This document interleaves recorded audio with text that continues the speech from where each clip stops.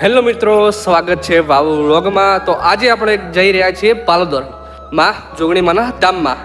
તો આ પાલોદર આપણા મહેસાણા જિલ્લાના બાજુમાં જ આવેલું છે આ ગામ, અને ત્યાં આજે જઈએ છીએ અને તમને પણ દર્શન કરાવીએ છીએ। તો તમે મારા વ્લોગમાં બન્યા રહેજો।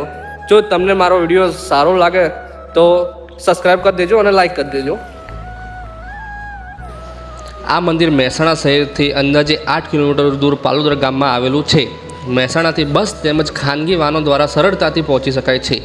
મંદિર પરિસરમાં પાર્કિંગ અને ભક્તો માટે મૂળભૂત સુવિધાઓ પણ ઉપલબ્ધ છે। તો મિત્રો, તમને પાલોદર જોગણી માતાના મંદિર વિશે થોડી માહિતી આપું।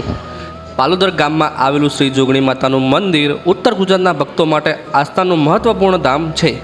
અહીંયા દરરોજ મોટી સંખ્યામાં ભક્તો માતાજીના દર્શન કરવા અને આશીર્વાદ લેવા માટે આવે છે। ખાસ કરીને નવરાત્રિ દરમિયાન મંદિર ખાતે વિશેષ પૂજા, આરતી અને ધાર્મિક કાર્યક્રમો આયોજન કરવામાં આવે છે, જેના કારણે હજારો શ્રદ્ધાળુઓ અહીં ઉમટી પડે છે।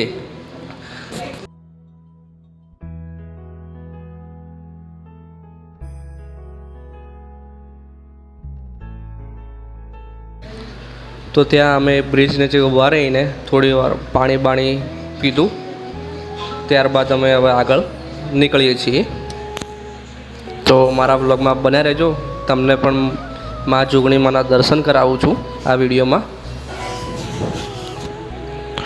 એક કમેન્ટ કરી દેજો મા જોગણી માતા માટે મારા વિડીયોમાં, અને તમે ક્યાંથી જુઓ છો એ પણ કમેન્ટ કરી દેજો।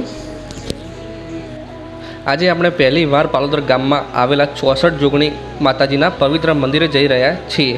આ રસ્તે હું પણ પ્રથમ વખત આવ્યો છું, એટલે આગળ શું જોવા મળશે તે મને ખૂબ જ ઉત્સુકતા છે। ચાલો આ સુંદર સફર અને માતાજીના દર્શનને અનુભવ સાથે મળીને કરીએ। તો મિત્રો, આપણે પાલોદર ગામના પ્રવેશદ્વાર સુધી પહોંચી ગયા છીએ। ગામનો આ સુંદર ગેટ જોઈને મને અલગ જ આનંદ અને ઉત્સાહમાં આવી ગયો છું।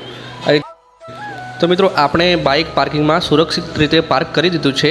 હવે અહીંથી પગપાળા 64 જોગણી માતાના મંદિર તરફ આપણે જઈ રહ્યા છીએ। દેખો, સામે જ જોગણી માનું મંદિર દેખાય છે, કેટલું સરસ દેખાય છે અને કેટલું મોટું છે। મનમાં ખૂબ જ આનંદ આવી ગયો આ મંદિરને જોઈને। ચલો આપણે માતાજીના દિવ્ય દર્શન કરીએ અને તેમના આશીર્વાદ પ્રાપ્ત કરીએ।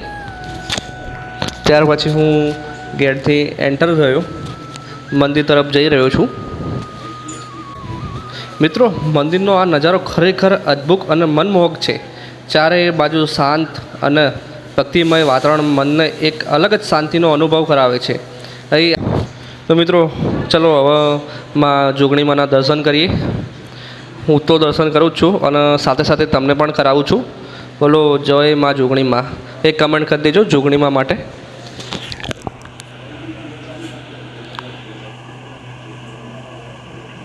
મિત્રો, તમે જોઈ શકો છો કે મંદિરનો આ સમગ્ર પરિસર કેટલો વિશાળ અને ખુલ્લો છે। ચારે બાજુ સ્વચ્છતા, શાંતિ અને ભક્તિમય વાતાવરણ જોવા મળી રહે છે।